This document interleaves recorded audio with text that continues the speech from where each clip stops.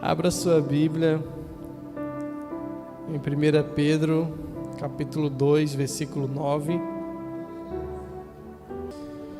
1 Pedro 2:9.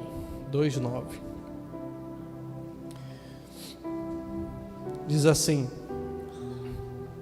Vocês, porém, são um povo escolhido, reino de sacerdotes, nação santa, propriedade exclusiva de Deus.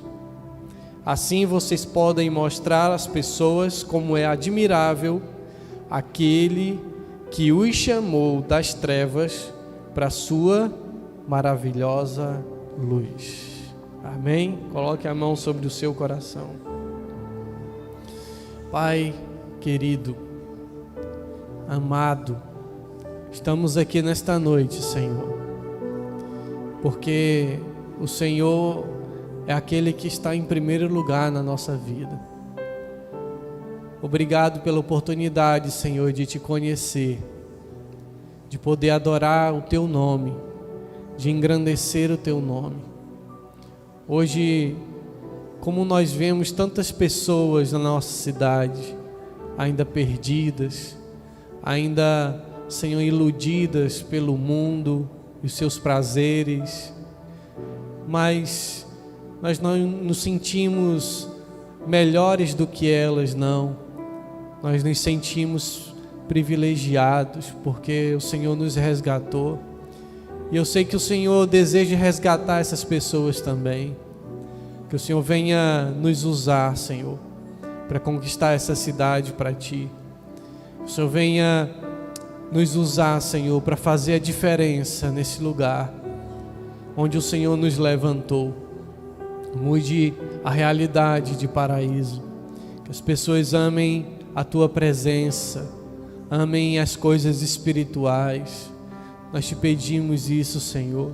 Liberta, salva, muda a história, muda a realidade, Senhor.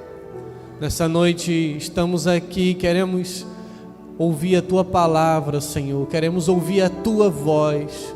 Espírito Santo de Deus, flua do nosso interior nessa noite. Possamos compreender a Tua palavra, a Tua verdade, Senhor, e colocá-la em prática nas nossas vidas. Nós te pedimos isso em nome do Senhor Jesus. Amém. Glória a Deus. Amém. Pode sentar.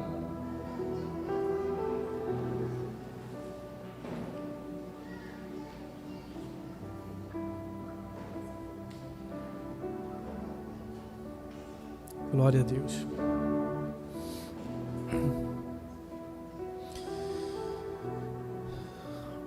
Lemos o texto que diz que vocês, está falando para nós, discípulos de Jesus, povo de Deus. Vocês, porém, são um povo escolhido, reino de sacerdotes, nação santa, propriedade exclusiva de Deus. Olha a declaração que Pedro está fazendo aqui. Pedro está declarando que nós, todo aquele que foi resgatado pelo Senhor, todo aquele que entendeu o sacrifício de Jesus e recebeu a graça de Deus e recebeu uma nova vida, essa pessoa, ela é considerada povo escolhido. Nós somos povo escolhido. Além de povo escolhido, nós somos um reino de quê? De sacerdotes. Além de um reino de sacerdotes, somos uma nação santa, propriedade exclusiva de Deus. Quem tem casa própria aqui? Deixa eu ver, levanta a mão. Vários irmãos têm. A casa é sua, né? A escritura lá diz que aquela propriedade é sua. Assim, a escritura que o Senhor Jesus escreveu com o seu sangue, diz que você pertence a Ele. Somos propriedade de Deus. Isso quer dizer que Ele é o nosso dono. Ele nos comprou. Mas eu pergunto, foi sempre assim? Foi sempre assim? Não, não foi sempre assim. O Senhor, o homem, todos nós sabemos que o homem pecou e se afastou de Deus. Então, todo homem, por mais bom que ele seja, por mais boa pessoa que ele seja, honesto, trabalhador, uma pessoa direita, mas nós, todos nós, temos pecados. Todo ser humano tem pecado. Por mais, talvez que não seja um pecado considerado grande aos seus olhos, mas pecado, não existe pecadinho nem pecadão para Deus. Pecado é pecado. Uma mentirinha é pecado, uma mentirona também é pecado. Um pequeno furto de uma balinha é pecado. E um assalto a um banco também é pecado. Então, a palavra de Deus diz que todos pecaram e destituídos foram da glória de Deus. Então não foi sempre assim que nós fomos considerados. A palavra diz que nós éramos escravos do pecado.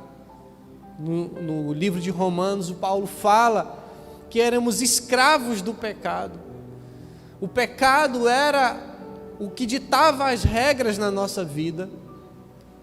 Não tínhamos comunhão com Deus, estávamos distantes do Senhor.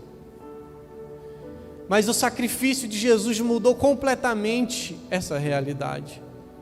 Para todo aquele que reconhece o que Ele fez, que entrega a sua vida para Ele, que se torna propriedade dEle, todo aquele que se arrepende dos seus pecados e diz assim: Jesus, eu quero que o Senhor venha morar dentro de mim, eu quero que o Senhor venha guiar a minha vida, eu quero fazer a tua vontade, perdoa os meus pecados e me faz uma pessoa diferente.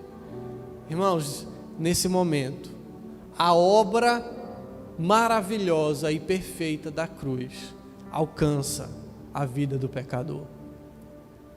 E naquele momento acontece o maior milagre que nós não podemos ver, o milagre da salvação. E acontece uma obra que é exclusivamente espiritual, que nós não vemos com os nossos olhos humanos, mas que Pedro declara aqui, que a partir desse momento nós nos tornamos povo escolhido. Que a partir desse momento nós nos tornamos reino de sacerdotes.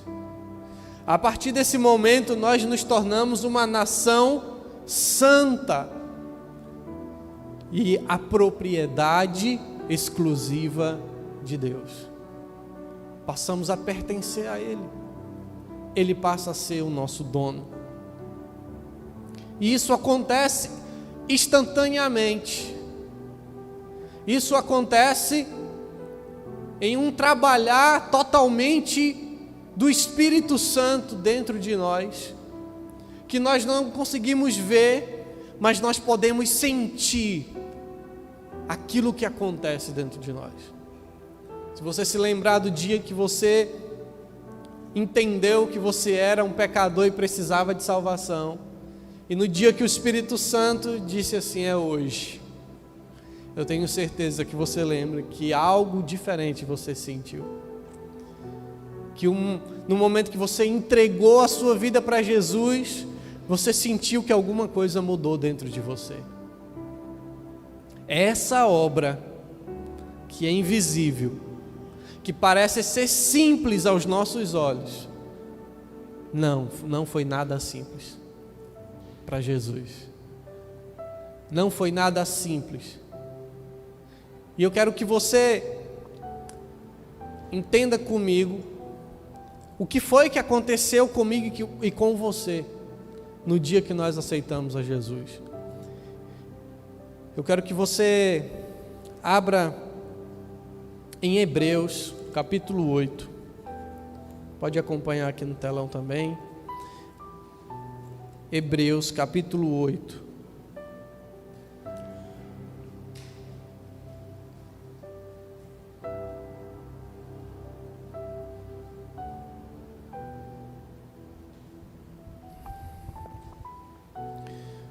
Versículo 3.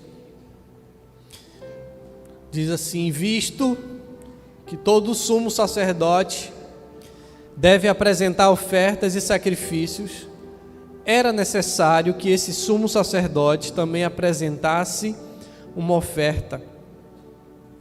Se ele tivesse aqui na terra, nem seria sacerdote, pois já existem sacerdotes que apresentam as ofertas exigidas pela lei. Agora preste atenção no versículo 5. O serviço sacerdotal que eles realizam, os homens realizam, é apenas uma representação, uma sombra das coisas celestiais. Pois quando Moisés se preparava para construir o tabernáculo, Deus o advertiu: cuide para que tudo seja feito de acordo com o modelo que eu lhe mostrei aqui no monte. Eu queria que a gente viajasse no Antigo Testamento para a gente entender o que foi que Jesus fez por nós. Aqui em Hebreus, ele está dizendo que o serviço sacerdotal que Deus deu para Moisés e o povo de Israel, naquele tempo, lá quando eles saíram do Egito, o Senhor ele deu um modelo para que eles construíssem um tabernáculo, para que o Senhor pudesse habitar entre eles. Então eles construíram um tabernáculo, a Arca da Aliança, e ali foram escolhidos homens para exercer o sacerdócio. E esses homens, eles precisavam passar por uma purificação, por uma consagração, para exercerem o sacerdócio dentro daquele tabernáculo onde estava a presença de Deus. Então foram escolhidos Arão e a sua descendência para serem os sacerdotes. Então não era qualquer um que podia entrar dentro do tabernáculo e acessar a presença de Deus, apenas os sacerdotes. E só o sumo sacerdote entrava no lugar mais profundo, vamos dizer assim, no lugar santíssimo, que era onde ficava a Arca da Aliança. Uma vez por ano ele entrava lá. E os sacerdotes, eles eram responsáveis por sacrificar todos os dias. Todos os dias eles ofereciam sacrifícios em prol do povo. As pessoas traziam os animais e eles faziam a cerimônia de sacrifício. E esse sacrifício era para que o sangue daqueles animais cobrisse o pecado daquelas pessoas. Então, eles faziam esse trabalho de intercessão, né, pelas pessoas, para que elas pudessem ali não receber a ira de Deus sobre elas. Então, eles sacrificavam os animais ao Senhor e estavam ali no templo. Só que para isso acontecer, eles precisaram passar por uma cerimônia de consagração. Porque eles, quando Deus deu esse modelo para Moisés, eles não eram sacerdotes. Então Deus mostrou para Moisés um modelo lá no monte. E chuta, qual foi o modelo que ele mostrou? O modelo do tabernáculo celestial. Então Deus passou todas as instruções para Moisés, como ele deveria construir, como ele deveria fazer, quem que iria exercitar, fazer esse processo todo, quais seriam os sacrifícios que ele queria. Você pode ler Êxodo, Levítico, Números, você vai ver um monte de coisas, de regras, de detalhes que Deus dá para Moisés. E então, a partir daí se estabelece o sacerdócio terrestre, o sacerdócio do homem, que o homem exercitava.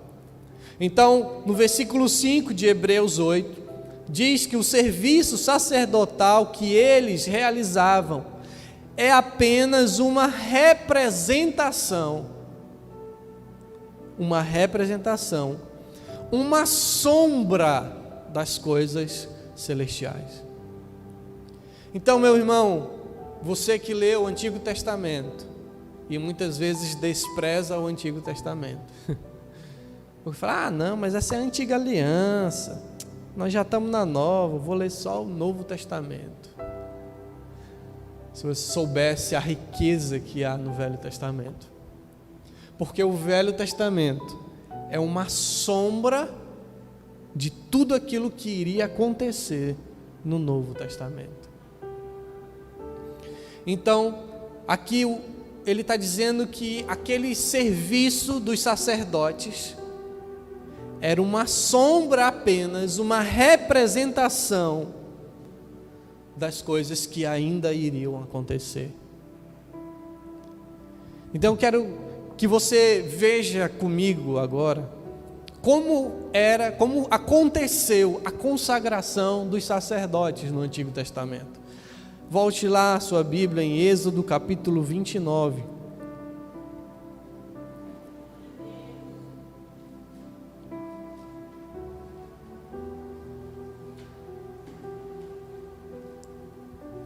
Êxodo capítulo 29.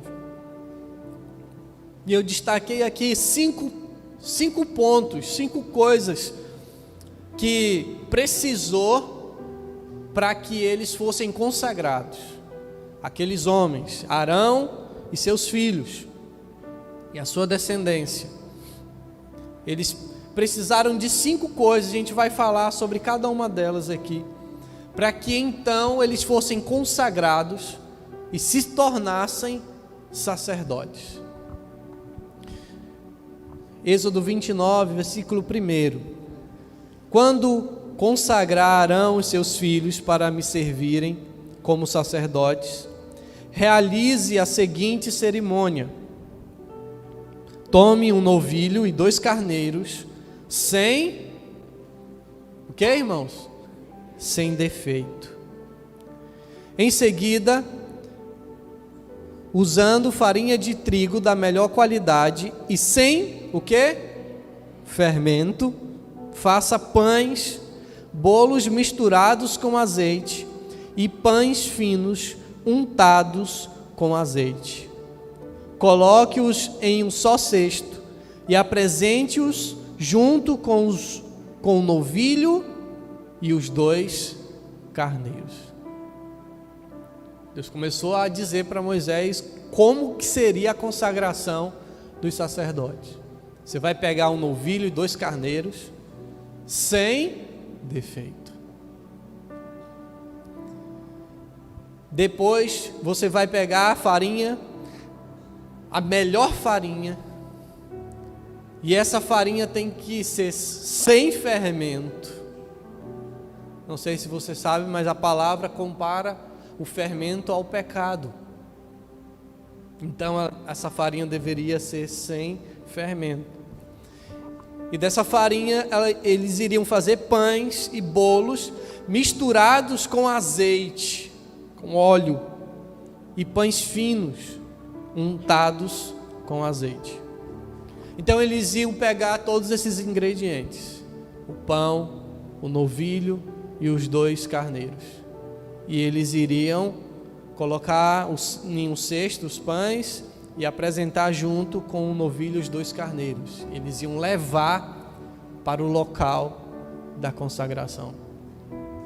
A primeira coisa que eles precisariam era de uma oferta.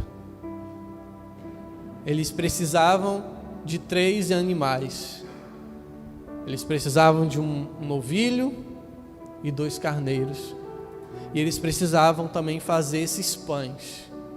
Então, eles precisavam de uma oferta, de um sacrifício que Deus estava requerendo para que eles levassem para o lugar da consagração. Diga comigo, oferta. Oferta. Segunda coisa, ingrediente aqui da consagração dos sacerdotes. Versículo 4 diz: apresente Arão e seus filhos à entrada da tenda do encontro e lave-os com água. Voltando no primeiro, em João 3,16, diz que Deus amou o mundo de tal maneira que deu o seu Filho unigênito, para que todo o que nele crê não pereça, mas tenha vida eterna. Deus deu, diga comigo, deu. Então o que Deus fez?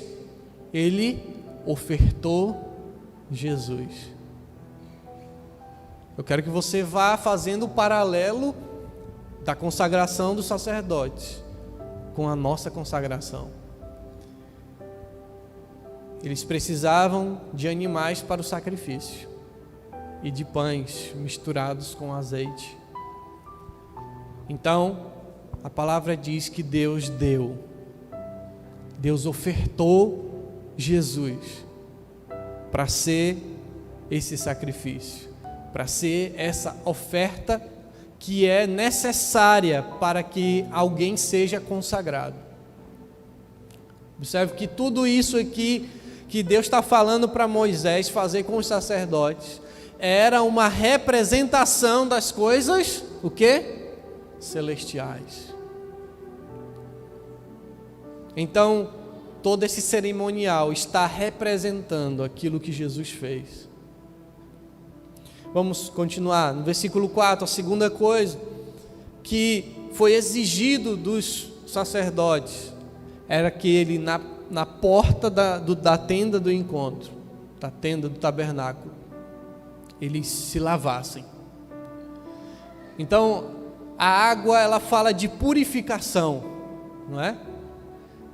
De lavar, de tirar toda a sujeira, né? Não é para isso que a gente toma banho? Para tirar a sujeira, ficar cheiroso, né? Ainda bem que aqui o nosso clima favorece o banho, né? Acho que tem uns lugares que é meio complicado.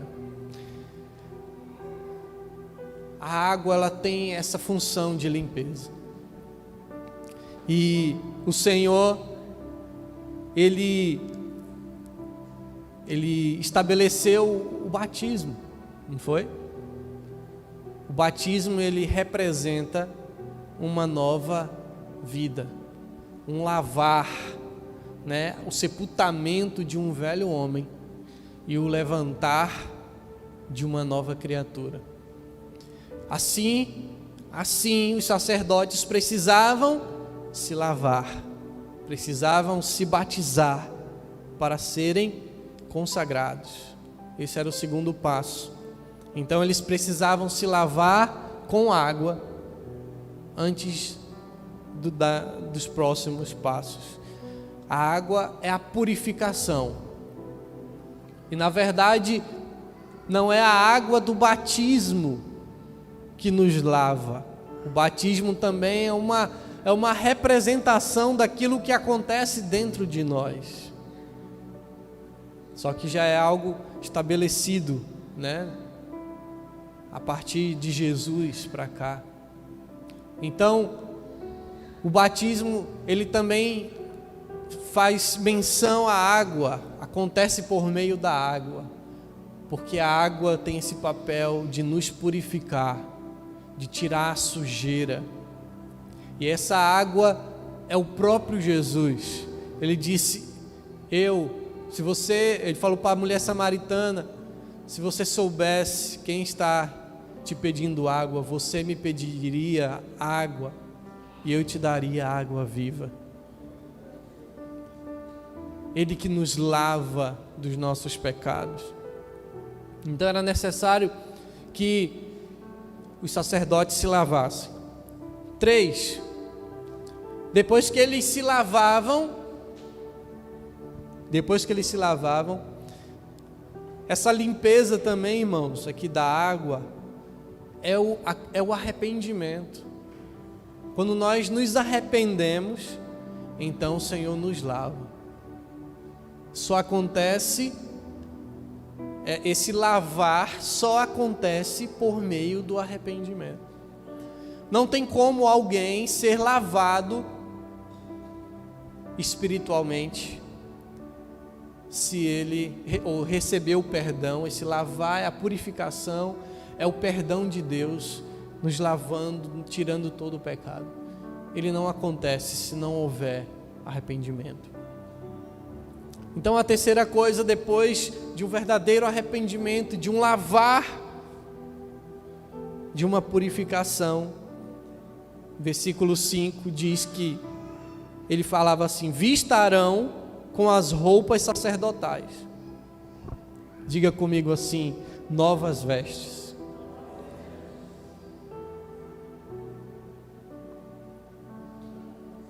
Depois que os sacerdotes, aqueles homens que ainda não eram sacerdotes, estavam no processo de consagração, eles se lavavam. Depois que eles se lavavam, esse é o processo natural nosso, né? Primeiro a gente tomar banho para depois vestir uma roupa limpa, não é verdade? E então eles vestiam uma veste, mas não era qualquer roupa, não era uma roupa deles, era uma roupa especial. Diga comigo: uma roupa especial. Então eles vestiam uma roupa especial desenhada pelo próprio Deus. Olha o que diz aqui no versículo 5: vistarão com as roupas sacerdotais, a túnica, o manto usado com o colete sacerdotal, o colete propriamente dito e o peitoral. Amarre o cinturão do colete na cintura, ponha-lhe o turbante na cabeça e prenda no devido lugar a tiara sagrada do turbante. Então tinha uma vestimenta especial que só quem havia passado pelo processo de purificação podia vestir. Só aqueles que tinham sido escolhidos pelo próprio Deus para exercerem esse papel. Então, eles vestiram aquelas vestes novas. E quando nós nos arrependemos diante do Senhor, o Senhor perdoa os nossos pecados, Ele nos purifica, Ele nos lava dos nossos pecados. E depois que Ele nos lava, Ele nos dá vestes novas. Ele coloca em nós vestes novas. A Bíblia diz que as nossas vestes se tornam mais alvas do que a neve, através do sangue de Jesus. Então, essas vestes novas significa santidade. Significa que agora nós temos uma vida santa diante de Deus, que os nossos pecados foram apagados, que os nossos pecados foram lançados no mar do esquecimento, e agora Ele nos dá novas vestes. Não foi assim que o pai do filho pródigo fez com ele? Quando ele veio, todo miserável, depois de ter abandonado a casa do pai, aquele pai o abraçou, e o pai deu novas vestes para ele, e depois colocou mais outras coisas, mas ele deu novas vestes para ele, porque as vestes que ele tinha era suja.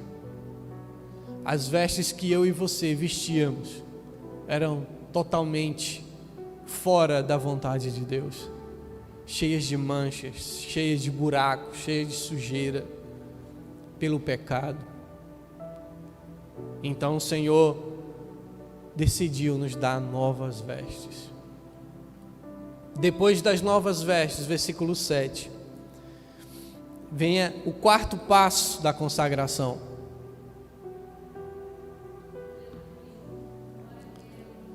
Unja Arão, derramando o óleo da unção sobre a cabeça dele. Irmãos, como isso é lindo. Depois que o Senhor deu a oferta que era necessária, o sacrifício necessário, nós então fomos lavados. Depois que nós fomos lavados, perdoados, remidos, agora o Senhor nos dá novas vestes, uma vida nova, uma vida santa. E agora, depois que Ele nos dá uma nova vida, Ele derrama sobre nós a sua unção. E essa unção aqui se chama Espírito Santo. Quando nós nos rendemos, recebemos o perdão de Deus. A Bíblia fala que o Espírito Santo vem habitar dentro de nós. E o óleo representa o Espírito Santo. Então, depois que os sacerdotes aqui, os homens que estavam nesse processo, eles estavam já com as vestes novas. Então, foi derramado óleo sobre a cabeça deles. Unja Arão, derramando o óleo da unção sobre a cabeça dele. Em seguida, apresente os filhos de Arão e vista-os com as respectivas túnicas. E faça todo aquele processo também, que ele fez com Arão. Ele iria repetir com os filhos de Arão. Assim, versículo 9, o direito de sacerdócio lhes pertencerá por lei para sempre. Desse modo, você consagrará Arão e seus filhos. Então, olha só, já foram 4 pontos, da consagração. Então, aqui eles já estão consagrados. Só que tem um bônus para quem é consagrado. Vem uma participação em algo muito especial. Então, os 4 primeiros passos: a oferta, a limpeza com a água, a purificação; a terceira, que é as vestes novas; e a quarta, que é o óleo da unção, já estava habilitando aquela pessoa, ela já estava consagrada. Arão agora era o sumo sacerdote da nação de Israel.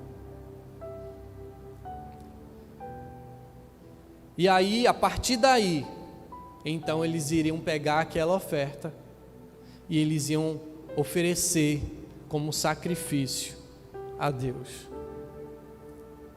Então agora eles iriam consagrados, devidamente consagrados. Eles pegaram aquela oferta e foram sacrificar para Deus. Preste atenção no processo do sacrifício. Versículo 10.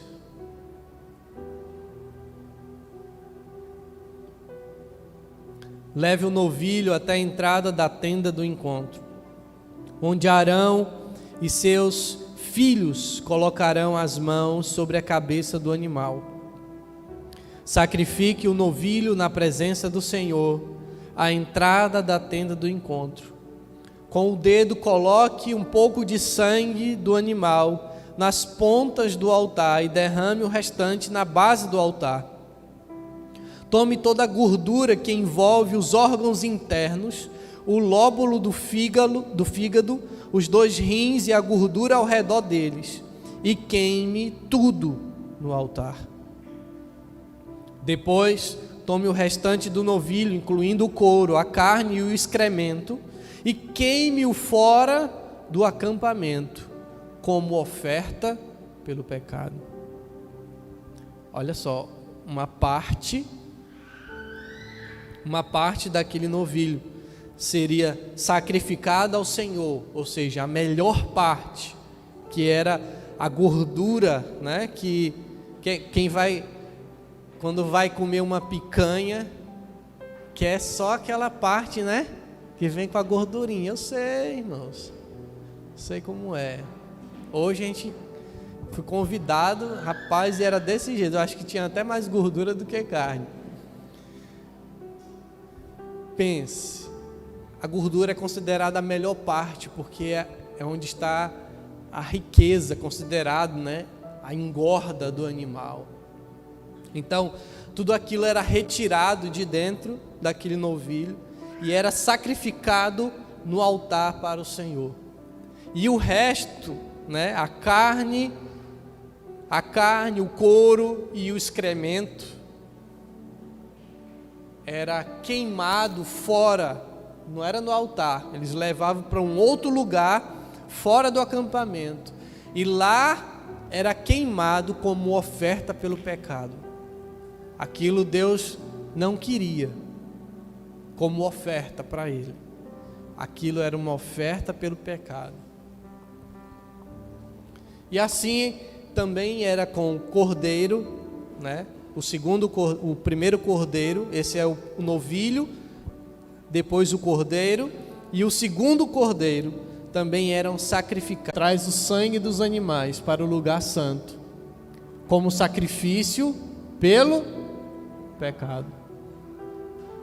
Enquanto o corpo dos animais é queimado fora do acampamento. Então o sangue e a gordura eram oferecidos ao Senhor.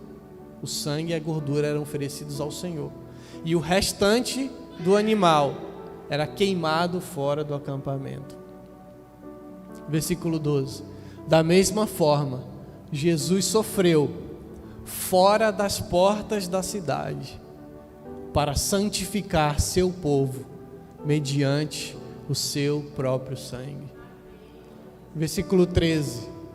Portanto, vamos até ele para fora do acampamento e soframos a mesma desonra que ele sofreu. Jesus apresentou o sangue dele, derramou o sangue dele. Só que o sangue dele, depois que ele ressuscitou, né, durante todo aquele processo ali, durante 3 dias que ele esteve morto, né, antes dele ressuscitar, ele levou o seu sangue diante do tabernáculo celestial, que é o modelo original, parecido com esse que Deus deu para Moisés. Então Jesus, como sumo sacerdote, ele não foi fazer um sacrifício lá no templo em Jerusalém, como aqueles sacerdotes faziam com sangue de animais. Jesus pegou o seu sangue e ele adentrou, né, as moradas celestiais e apresentou no altar do tabernáculo celestial o sangue dele, inocente. E o seu corpo foi queimado, foi morto, fora do acampamento, fora da cidade. Então tudo aquilo que acontecia no Antigo Testamento era uma sombra daquilo que Jesus faria por mim e por você. Depois eles sacrificavam o outro cordeiro, e no segundo cordeiro, preste atenção nesse detalhe, lá em Êxodo 29, versículo 19, diz assim: tome o outro cordeiro e peça a Arão e seus filhos que coloque as mãos sobre a cabeça do animal. Deus mandou Arão e seus filhos, ou seja, aqueles que estavam sendo consagrados a sacerdotes, colocarem a mão sobre a cabeça do animal. Sabe o que isso significa, irmãos? Que ali, quando nós colocamos a mão na cabeça de alguém, nós estamos transferindo alguma coisa para ela. Cuidado, hein? Quem anda colocando a mão na sua cabeça. Nós transferimos algo para aquela pessoa. Por isso que a gente faz imposição de mãos, que a Bíblia manda. Então, naquele momento, aqueles homens ainda estavam no processo de purificação. Eles colocaram a mão sobre a cabeça daquele cordeiro. Só que eles não tinham nada de bom para passar para eles. Aquilo representava, eles estavam passando ali os pecados dele para aquele cordeiro. Estavam lançando sobre ele todos os pecados, todas as nossas transgressões. Ele levou sobre si o Cordeiro de Deus que tira o pecado do mundo. Então, ali aqueles homens colocavam a mão na cabeça do cordeiro, passando para ele todas as suas impurezas. E depois que eles faziam isso, eles sacrificavam. No versículo 20 diz assim: sacrifique-o e coloque um pouco do sangue. Sacrifique o animal. Depois que vocês colocarem a mão na cabeça dele, vocês vão sacrificar o animal. E depois vocês vão pegar um pouco do sangue e colocar na ponta da orelha direita de Arão e seus filhos. Depois vocês vão colocar também um pouco de sangue no polegar da mão direita e do pé direito de cada um deles. Eles tinham que pegar um pouquinho do sangue, passava na orelha direita, passava no polegar direito e passava no pé direito. Sabe o que isso significa, irmãos? A orelha, antigamente, quando se via alguém com a orelha marcada, furada, aquilo significava que ele era um escravo. Eles eram identificados por isso.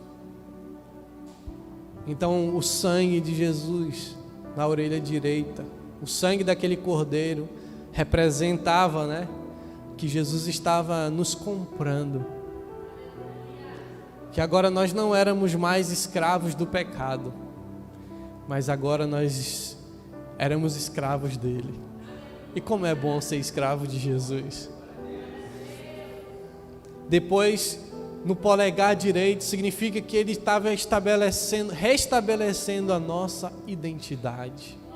O polegar direito, muitas pessoas marcam quando você vai fazer algum tipo de pagamento. Hoje se usa biometria, Você usa o seu polegar, sempre, desde antigamente se usava, quando a pessoa não sabia assinar, ela usava o polegar para marcar ali a sua identidade.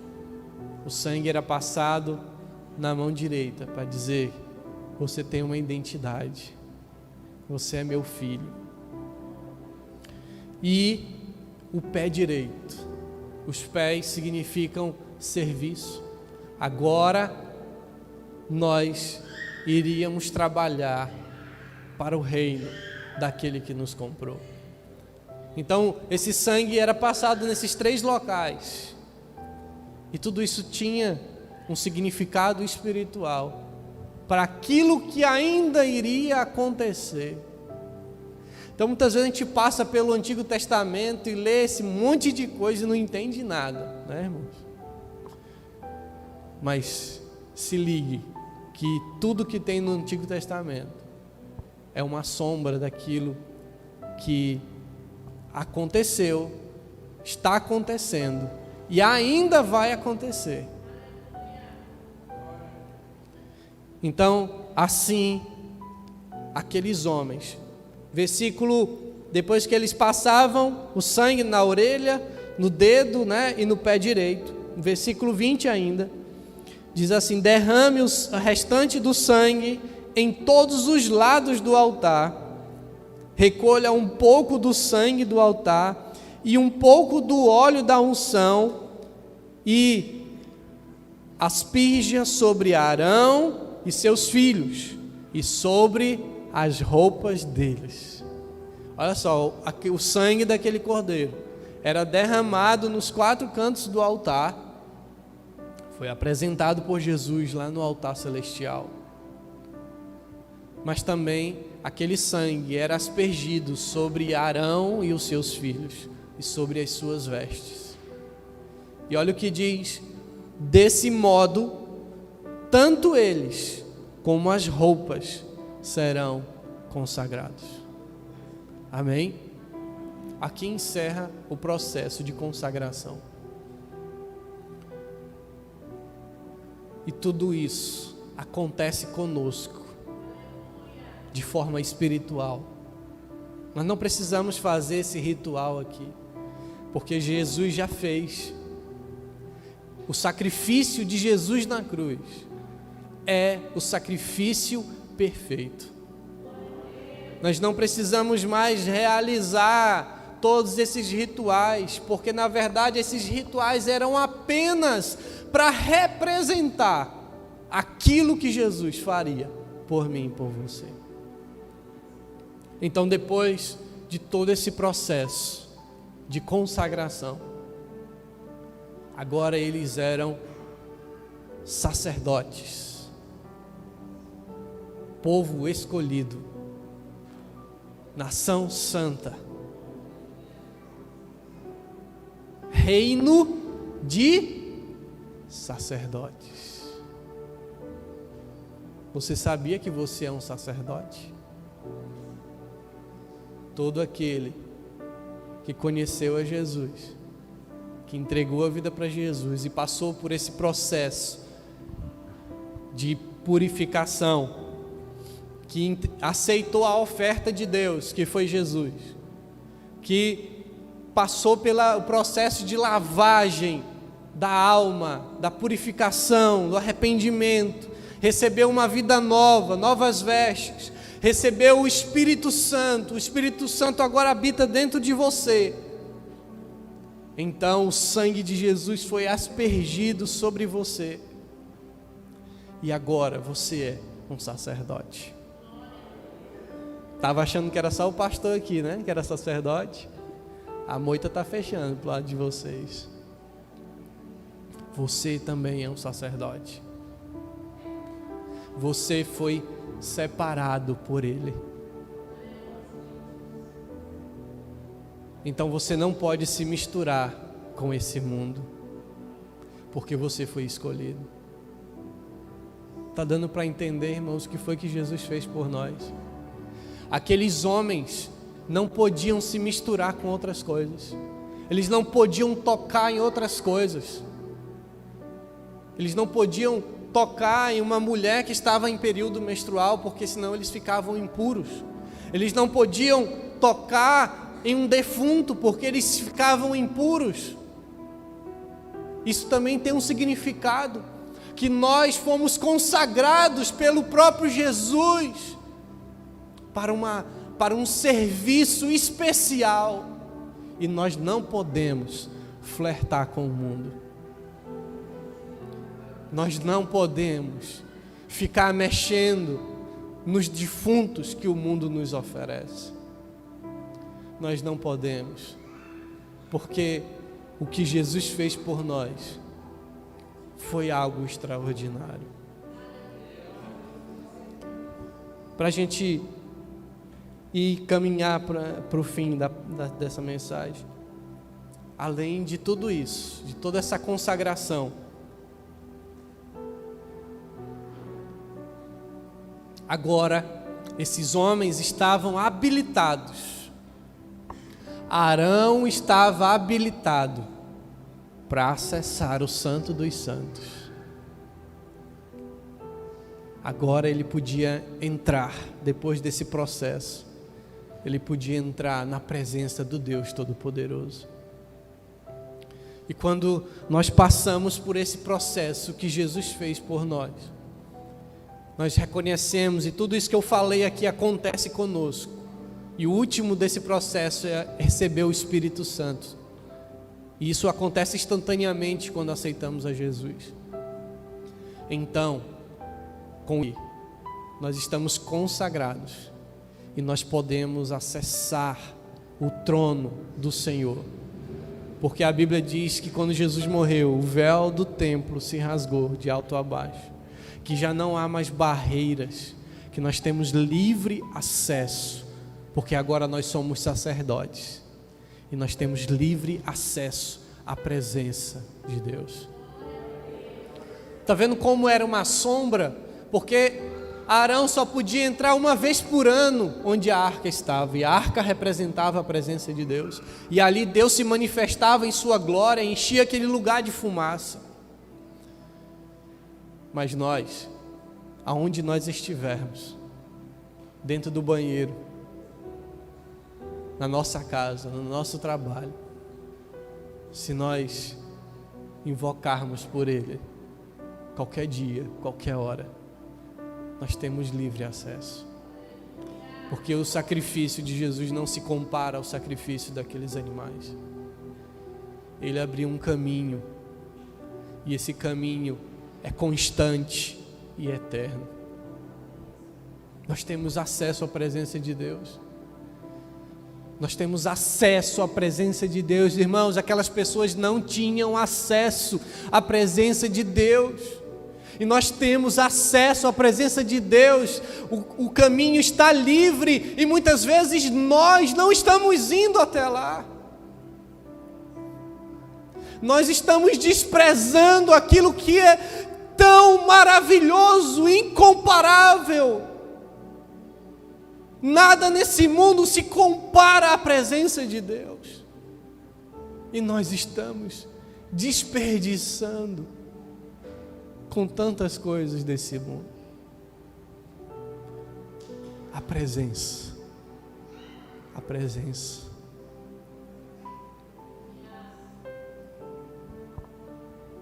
E quando esses homens foram consagrados, olha o que aconteceu. Versículo 31. Tome o carneiro usado na cerimônia de consagração e cozinhe a carne. Presta atenção, irmão, nisso. Tome o carneiro usado na cerimônia de consagração e cozinhe a carne dele em um lugar sagrado. Arão e seus filhos comerão a carne, junto com os pães do cesto, à entrada da tenda do encontro. Somente eles poderão comer a carne e o pão usado para a sua expiação na cerimônia de consagração. Ninguém mais poderá consumir esses alimentos, pois são sagrados. Jesus te consagrou como sacerdote. E depois que você foi consagrado, agora você pode comer da carne do cordeiro que foi sacrificado por você. Você pode comer do pão da presença. Nós podemos nos sentar à mesa com o Senhor. Ele disse: quem não come da minha carne e não bebe do meu sangue não tem parte comigo. Ele disse: olha, façam isto em memória de mim. Comam do pão, bebam do cálice, até que eu venha.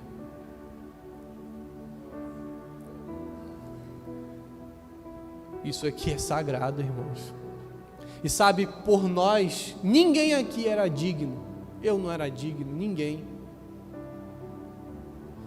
Mas o Senhor, Deus, deu o seu Filho como oferta. O sacrifício de Jesus nos lavou, nos deu novas vestes, derramou óleo sobre nós, o Espírito Santo. E agora nós estamos aptos totalmente pela graça dele. Não foi nada que a gente fez, mas tudo que ele fez. Nós estamos habilitados hoje para participar, para comer do sacrifício que foi apresentado pela nossa salvação. Só eles poderiam comer, porque aquilo era sagrado. Então eles iam comer da carne do cabrito, e eles iam do cordeiro, cabrito, cordeiro, e eles iam comer do pão da presença. O pão com óleo, com azeite. O pão significa a presença de Deus. Por isso que o pastor Elias gosta de pão.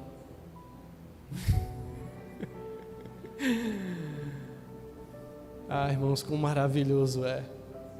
Sabe, eu lendo esse texto, o Espírito Santo falando tão forte ao meu coração. E nós muitas vezes tornamos aquilo que Jesus fez tão normal. Nós, sabe, parece que a gente acostuma com aquilo que Ele fez por nós. E pelo fato de nós nos acostumarmos, nós não valorizamos. O que Ele fez por nós foi extraordinário. Foi extraordinário. Para a gente encerrar, Hebreus, capítulo 9.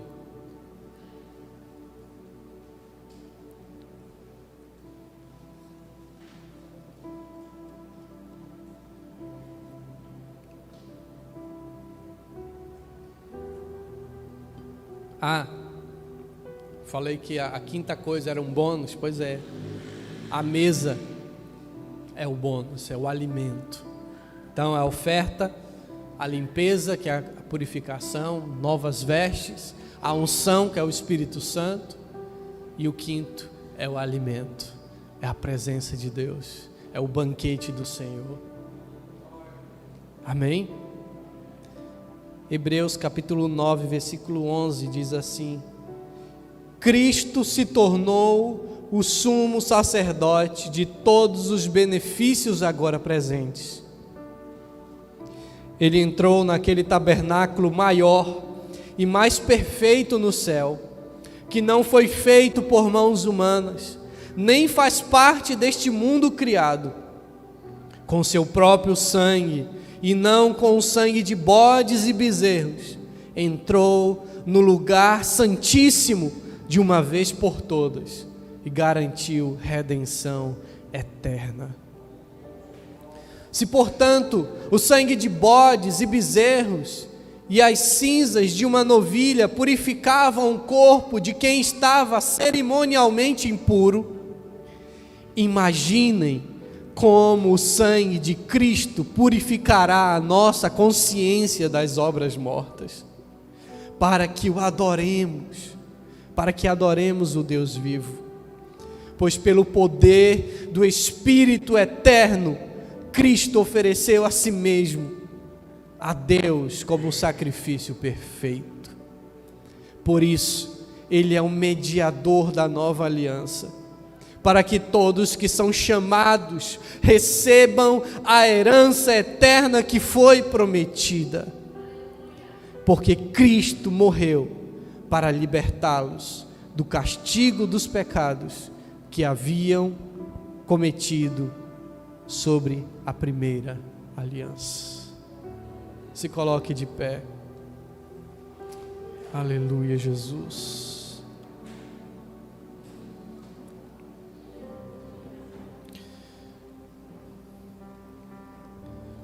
1 Pedro 2,9, vou ler de novo, depois de todo esse entendimento.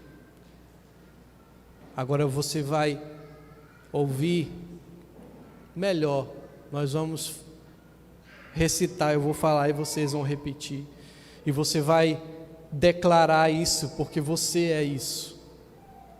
Vamos ler? Diz assim: vocês, porém, são povo escolhido, reino de sacerdotes, nação santa, propriedade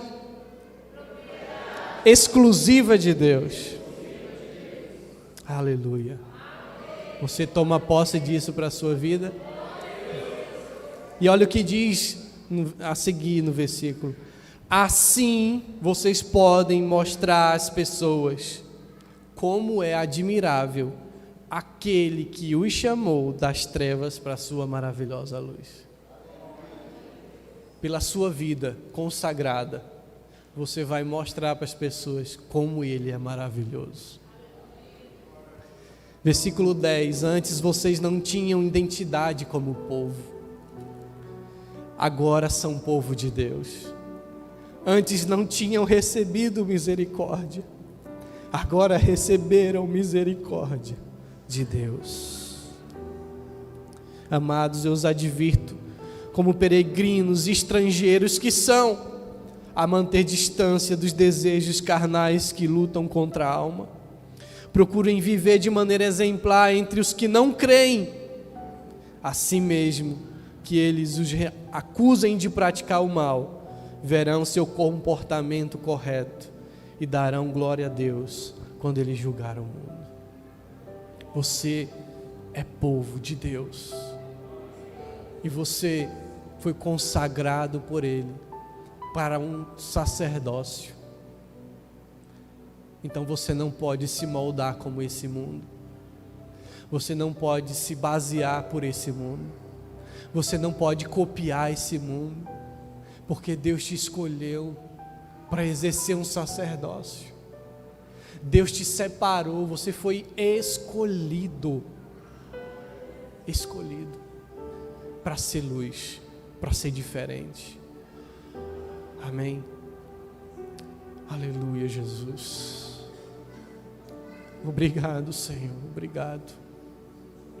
Obrigado pelo Teu grande amor. Obrigado, Senhor, pela Tua palavra.